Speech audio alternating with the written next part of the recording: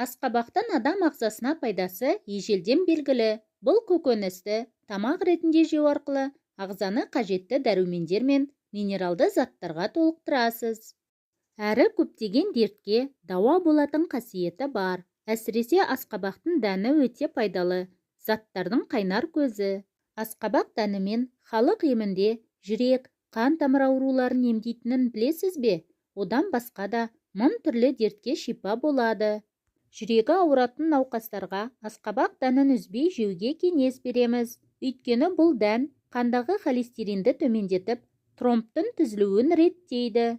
Мамандар асқабақ дәнін үзбей жейтіндердің бауыр, сүт безі, тік ішек, ұйқы безі, өкпе, асқазан қатерлі ісік ауруына ешқашан шалдықпайтынын растайды. Өздеріңіз білетіндей, қант диабетіне шалдыққан науқастар белгілі бір мәзірде тамақтануы тиіс.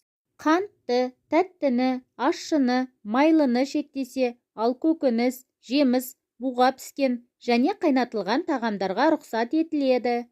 Оған қоса асқабақ дәнінің де кереметтей пайдасы бар екені айтылады.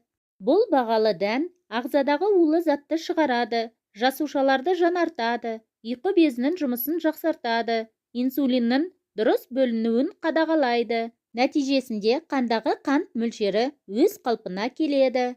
Асқабақ дәні кукурбитин деп аталатын теңдессіз байлықтың қайнар көзі. Ал бұл зат өз кезегінде қатерлі ісік ауруының алдын алып, ағзаны сақтайды әрі қорғайды. Кез келген дән, әсіресе асқабақ дәні, өсімдік ақуызы мен жасұныққа бай. Ал бұл заттар өз кезегінде ағзадағы майды ертіп, артық салмақтан арылтады. Диетологтар қарныңыздың ашқанын сезе бастасаңыз, асқабақ дәнін жеңіз дейді. Оның құрамындағы пайдалы заттар ішектің жұмысын жақсартып, зат алмасуды реттейді. Асқабақ дәнін жесеңіз, ағзада серотонин атты қуаныш гормоны бөлінеді. Дәннің құрамындағы триптофан амин қышқылы сізге сергектік сыйлайды. Жүйкені жақсартып, миды тынықтырады. Диетолог мамандар күніне 7 дана асқабақ дәнін жесеңіз, көңіл күйіңізді керемет көтереді дейді. Сондықтан да депрессия алған адамға, стрессте жүретіндерге және үнемі мазасыз адамдарға асқабақ дәнін қалтаңыздан тастамаңыз деп кеңес береміз. Асқабақ дәнінің құрамындағы кукурбитин амин қышқылы ішек құрттарының нағыз жауы. Ағзадағы кез келген құрттан асқабақ дәнін жеу арқылы оңай құтыласыз. Дәннің денсаулыққа тигізетін зияны жоқ. Суыққа қарсы күресетін күшке ие асқабақ дәні буын ауруын емдеп, тұз байлануды болдырмайды. Сондай-ақ несеп жүргізіп, артық тұзды шығарады. Керемет емдік қасиетке ие дән буынды түрлі дерттен сақтайды. Құрамы кальций, магний және мырыш элементіне бай асқабақ дәні сүйектің саулығын жақсартады. Сондықтан да остеопороз ауруының алдын алғыңыз келсе, сүйектің сынуынан сақтанғыңыз келсе, онда күнделікті тамақтың алдында асқабақ дәнін жеуді ұмытпаңыз.